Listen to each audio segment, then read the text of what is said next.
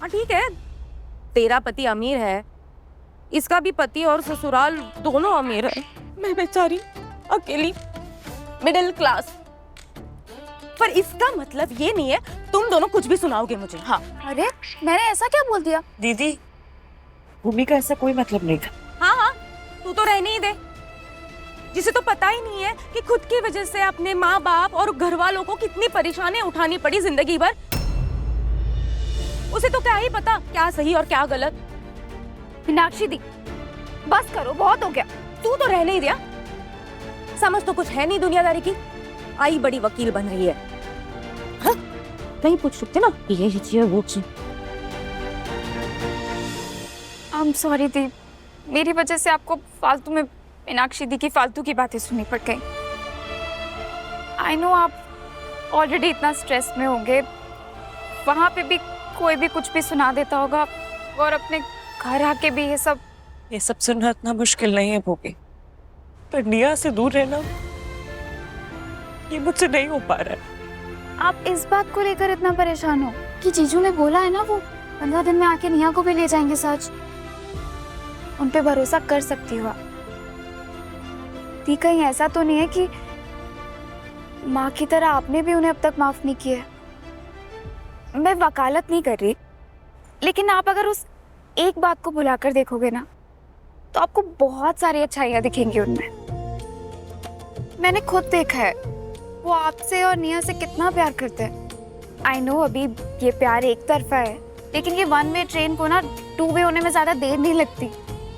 आप मुझे ही देख लो, पहले सिर्फ राज की तरफ से फीलिंग्स थी, पर फिर धीरे धीरे ना मुझे भी प्यार हो गया उनसे।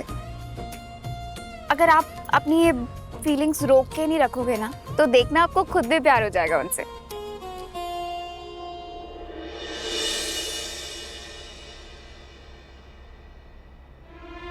अरे वीर बाबू, इतनी गहरी सोच में कहाँ खोए हुए भाई? अरे कहीं नहीं राज भाई, हम यही हैं, मन से भी और तन से भी। वैसे राज भाई बात पूछे? बिल्कुल। भूमिका जी को खरगोश देना कैसे सूझा? मतलब हम प्रेम में लोगों को कुकुर मतलब डाउगी देते सुने, लव बर्ड देते सुने, जे खरगोश पहली बार सुने। एक के पीछे कोई गहरा मतलब है जो हम समझ नहीं पा रहे, बताइए ना। कोई मतलब नहीं है, कोई रीजन नहीं था, बस मेरा दिल किया कि मुझे भूमिका को खरगोश देना चाहिए। तो क्या ना कि प्यार में जज्बात देखे जाते हैं, फीलिंग्स देखी जाती है, दिमाग से काम नहीं चलता। जैसे आपने जज्बात में आके राधिका जी के गले में मंगलसूत्र पहना दिया था, ठीक वैसे ही। ये बात आपने बिल्कुल सही कही। मतलब हर कोई प्यार में कुछ ना कुछ पगलापन तो जरूर करता। बिल्कुल। या तो सोचे समझे या तो बिना सोचे समझे। पर इस बार हम अपने प्यार के लिए कुछ सोच समझ के करना चाहते हैं। अरे वीर बाबू भाई, मुझे तो सोच सोच के हैरानी हो रही है, घबराहट हो रही है कि ऐसा क्या करना चाहते हैं आप?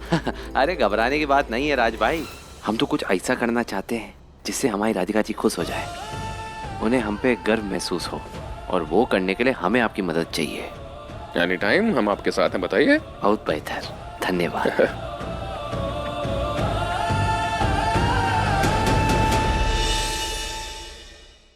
ये क्या बच्चों जैसी जिद है लक्ष्मी? मतलब थोड़ा तो बड़प्पन दिखाओ ना। ठीक है, तो आप ही बताओ मैं क्या करूं? वीर और राधिका के पास जाकर बैठो, जाओ बस। राधिका के पास तो मैं भी जाकर बैठना चाहती हूँ, लेकिन वो वीर। अरे बस ना भाई, बस बहुत हो गया। कब तक, कितना लंबा, कब तक नाराज रहोगे उससे? वो बेचारा वीर भी क्या करे बताओ? गलती मांग ली, माफी मांग ली, तुम्हें मनाने चला आया, वचन दे दिया कि वो तुम्हारी बेटी को खुश रखेगा, उसका ख्याल रखेगा। वो क्या बचा?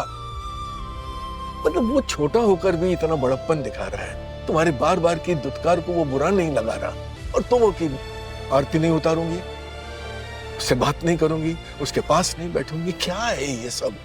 और ये बात मत भूलो कि वीर हमारा दामाद है। अब अपने दामाद के साथ ऐसा व्यवहार हम कतई नहीं कर सकते। तुम ही चाहती थी ना कि राधिका की शादी हो, उसका घर बसे। तुमने ही ये सपना देखा था ना कि जब राधिका पहली बार अपने पति के साथ इस घर में आएगी तो मैं उसके लिए ये करूंगी, वो करूंगी। और आज जब वो दिन आया है, आज जब वो आया है, तो अपने दामाद के लिए तुम्हारे हाथ से एक कप चाय तक नहीं बनाई जा रही। आपको क्या लग रहा है मैं ये सब कुछ जानबूझ कर रही हूँ।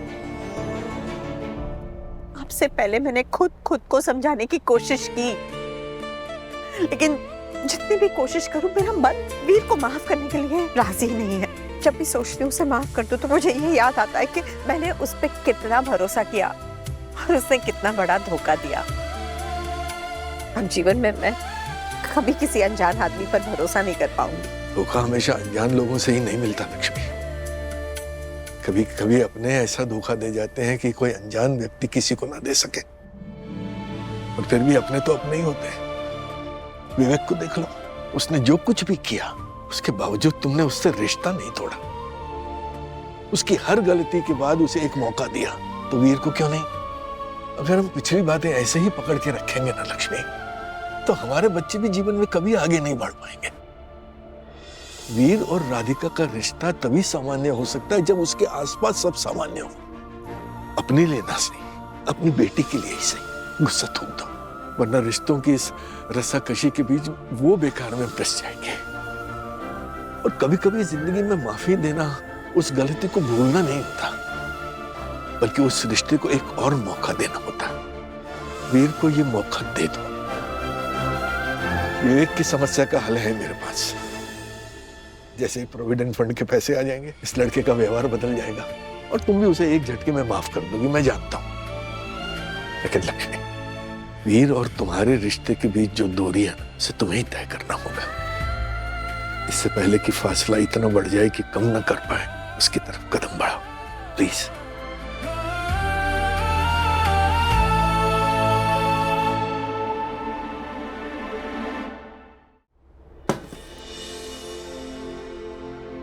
भाभी, हाँ मैं कुछ हेल्प करा दूं आपकी? अरे नहीं नहीं, कुछ काम है ही नहीं। अरे सैलेड काट देती हूँ, नहीं तो रायता बना दूं? नहीं राधिका, कुछ नहीं करना है, तुम बस जाकर आराम करो। अच्छा लगता है क्या कि शादी के बाद ननद पहली बार घर आई है और भाभी काम करवाए? सही लगता है? तो क्या शादी के बाद मैं इस घर की बेटी नहीं रही? वो तो तुम हमेशा रहोगी, पर शादी के बाद थोड़ी थोड़ी चीजें बदल जाती है ना। पर तुम हो ना, तुम बिल्कुल भी नहीं बदली हो। शादी के बाद लड़कियां जब मायके आती है ना, तो मायके को विश्राम स्थल समझकर सोफे पर परस जाती है और बस हुक्म चलाती हैं।